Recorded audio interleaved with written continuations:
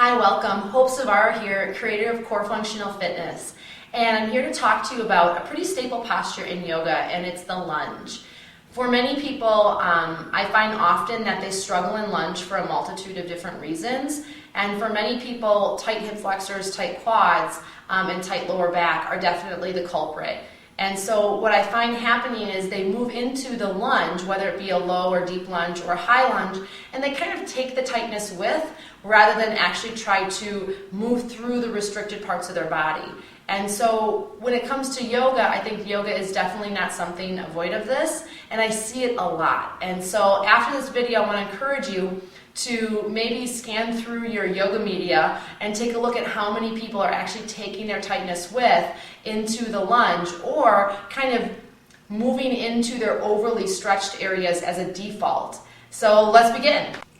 So coming into pelvic neutral, that means pubis bone and hip bones, those three bony landmarks, run parallel with the wall that you're facing. So this alone, if you're very restricted in the front line of your body or in your lower back, you're going to notice that challenge. So partly the challenge here is to contract the pelvic floor and deep core, so pelvic plus core, pelvic core. Keeping that contracted is going to allow us to stretch in the overly tight areas and avoid defaulting into the overly stretched areas. If you're someone like me, I discovered this several years ago and thought, oh my gosh, I'm just feeding into these restrictions and these kind of slacked areas, which was half of the reason why I wasn't getting better. So keeping that neutral or having that understanding, step forward with your right foot. I'll do opposite. So once your foot is forward, if I swing towards you, what you'll probably notice, if your hips are a little bit tighter, you're going to feel crooked. So the hip of the back leg is pulled down and the hip of the front leg is pulled up. So part of the challenge here now is to level out your hips, which probably is easier said than done. Again, if you're really tight through the front line of the bottom hip and hamstring and glute maybe are a little restricted or weak on that front leg, you're going to notice that challenge.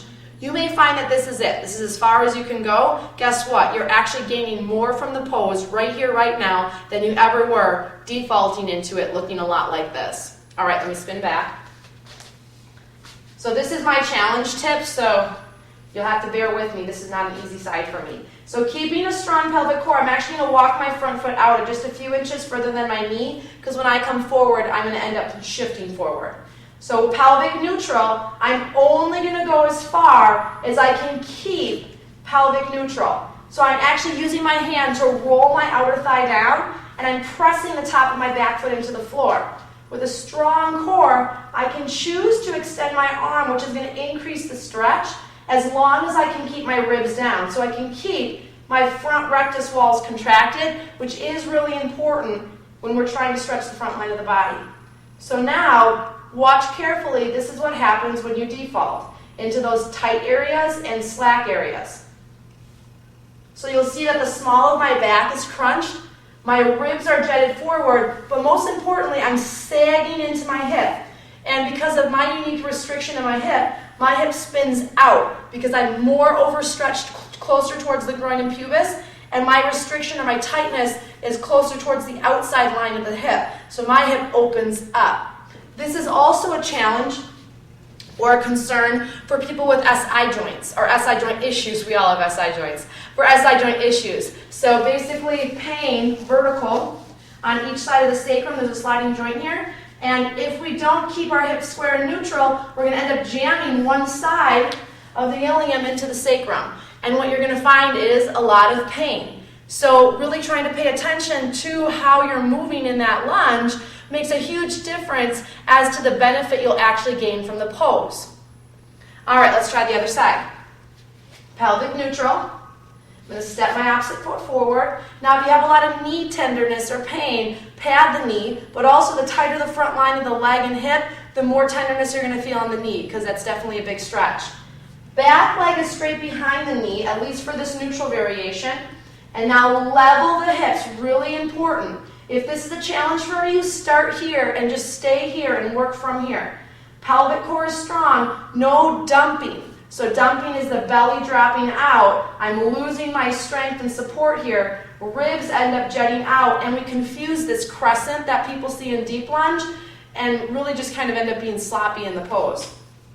Walk your front foot forward. I'm going to kind of readjust my hips, and then slowly come down, pressing into the front foot all four corners, so I actually feel some strength underneath the hamstring of that front leg. Now as I keep my body square, front ribs down, I can choose to extend my arms up, interlace if I choose to, but I'm focusing on more lift through my side ribs and my back ribs. That if in an event I'm choosing to add a slight crescent, I'm focusing on shifting the hip socket more forward rather than crunching in my lower back ribs. And so what I mean by that is I'm focusing on really trying to press where my pants fold when I sit forward, and then reaching up, keeping the ribs slightly down. I have this great length out of my lower back, no pain, versus dropping back, and my lower back right now is just killing me, and sagging into the stretch, which I fear for many people that's where they're going with a lunge. All right, so now let's look at high lunge, or what maybe some people call variation of warrior one.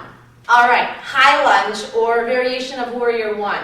Same idea, same concept. But again, there's a few additional tweaks that you can take to be successful in, again, keeping pelvic neutral, spinal neutral.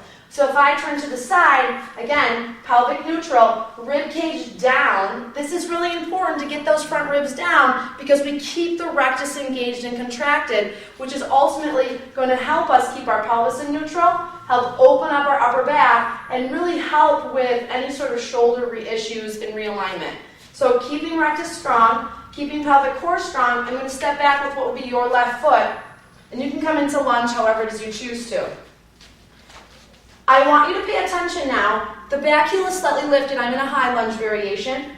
Outside of the back leg's hip shifts forward. I feel like my inner thighs engaged and the lower glute has activity. Pelvic floor is always strong. Now, if you have a lot of lordosis or tight in the hip flexor and lower back, you jamming your back leg straight is going to force your pelvis forward. So it's going to be near impossible for you to be able to get neutral. Now, although you might feel stretch, you're not feeling the stretch for the right reasons. So try bending the back knee modestly in order to help neutral the pelvis. Work from this. So by bending the back knee, I again can level and square my hips and still keep the front leg rooted. As I work to square my hips more forward, I'm also going to feel more charge in the hamstring and glute of the front leg, which is a nice bonus. Leveling my hips now, as I extend my arms up, I like to work with a bent arm to a straight arm so that I can really move in my shoulder sockets and keep my scapula kind of rooted and supported. Again, rib cage stays down. If I'm choosing to add a gentle little crescent, I'm pressing gently my hip socket forward. I'm not jamming. Keeping the back knee bent as necessary, outside of the hip forward. So I'm keeping this nice long line, rib cage down, and I feel this awesome stretch now and no lower back pain. So a couple things I want you to remember now when you're working with deep lunge or high lunge is keeping the hips squared neutral, pelvic neutral, rib cage down, and if you are crescenting, it has to come from your lower body up rather than just jamming into your lower back. Any sort of lower back pain or sacral pain is not an option. It means something is not right. It's telling you to stop. The front leg should be charged, and there should be no gripping with the back foot. Now again, that length is coming from the back leg all the way up if you're choosing to extend the arms into the fingertips. Broad chest, dropped upper back. So now the next time that you get on your mat, whether you're a student or you're teaching, really try to focus in on these concepts and see how different your practice is. So the next time that you step onto your mat and you practice these concepts and these poses, notice how different your body feels and how different your practice flows. For more information, visit my website at hopecorefitness.com. And make sure that you check out my events page to check out when that you can train with me or practice with me next.